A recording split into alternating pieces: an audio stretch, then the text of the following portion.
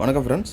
Social arts ஒர்க்கில் வந்து எப்படி ஆக்டிவேஷன் பண்ணணும் அப்படின்றப்ப தான் இது பார்த்திங்கன்னா நீங்கள் ரெஜிஸ்டர் பண்ணி உள்ளே வந்தோடனே இப்படி தான் இருக்கும். இப்போது இதில் இந்த 3 லைனை கிளிக் பண்ணுங்கள்.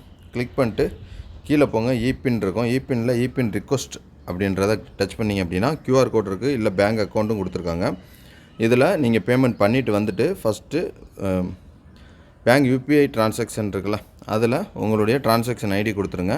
எந்த அமௌண்ட் கட்டுறீங்க, பிளான் என்னென்ன பிளான்ஸாக இருந்தால் 50 ரூபா, சில்வராக இருந்தால் 100 ரூபா, கோல்டு பேக்கேஜாக இருந்தால் 250, என்ன பின் வேணுமோ அதுக்கானதை கொடுத்துருங்க. ஓகேவா? இப்போ எடுத்துக்காட்டுக்கு நீங்கள் வந்து கோல்டு பேக்கேஜ் எடுக்கிறீங்க அப்படின்னா 250 ரூபாய்ன்னு நீங்கள் டைப் பண்ணணும்.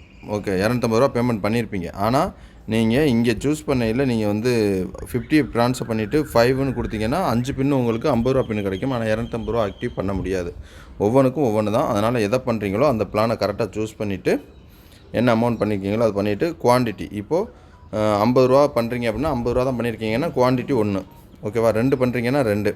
இது மாதிரி கொடுத்துட்டு அந்த ஸ்க்ரீன்ஷாட்டை இது ஃபைலில் போய்ட்டு ஸ்க்ரீன்ஷாட் அப்லோட் பண்ணிட்டு சென்ட் ரிக்வெஸ்ட் கொடுத்துருங்க. சென்ட் ரிக்வெஸ்ட் கொடுத்துட்டீங்க அப்படின்னா அவங்க அப்ரூவ் பண்ணதை எப்படி பார்க்கணும் அப்படின்னா நீங்கள் அப்புறமா ஒரு ½ அன் ஹவர் செக் பண்ணி பாருங்கள். ஓகே, இங்கே பின் ரிக்வெஸ்ட்டு ஹிஸ்ட்ரின்னு இருக்குது பாருங்கள்.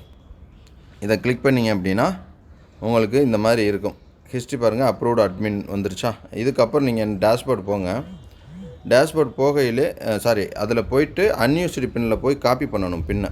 ஓகே, அன்யூஸ்டு பின்னில் போய்ட்டு அந்த பின்னை நீங்கள் பின்னை காப்பி பண்ணுங்கள். இந்த பின்னை வந்து நீங்கள் காப்பி பண்ணிக்கிறணும். பின் இருக்கிறதுக்கு கீழே இருக்க நம்பரை வந்து காப்பி பண்ணிவிட்டு நீங்கள் வந்து டேஷ்போர்டுக்கு வந்தீங்க அப்படின்னா உங்களுக்கு பே பை பின் இருக்கா. இப்போ இதில் வந்துட்டு நீங்கள் அந்த பின்னை பேஸ்ட் பண்ணுங்கள், பிளானை சூஸ் பண்ணுங்கள். ஓகே, ஃபஸ்ட்டு பிளானை சூஸ் பண்ணிவிட்டு அந்த பின்னை கொண்டு வந்துட்டு டாப் அப்னு கொடுத்தீங்க அப்படின்னா உங்கள் ஐடி ஆக்டிவேட் ஆயிரும். பேக்கேஜ் ஃபார் கோல்டு பிளான் வந்துருச்சா. இவ்வளோ தாங்க. இப்படி தான் ஆக்டிவேஷன் பண்ணணும். ஓகே, யூஸ் பண்ணிக்கோங்க. தேங்க்யூ.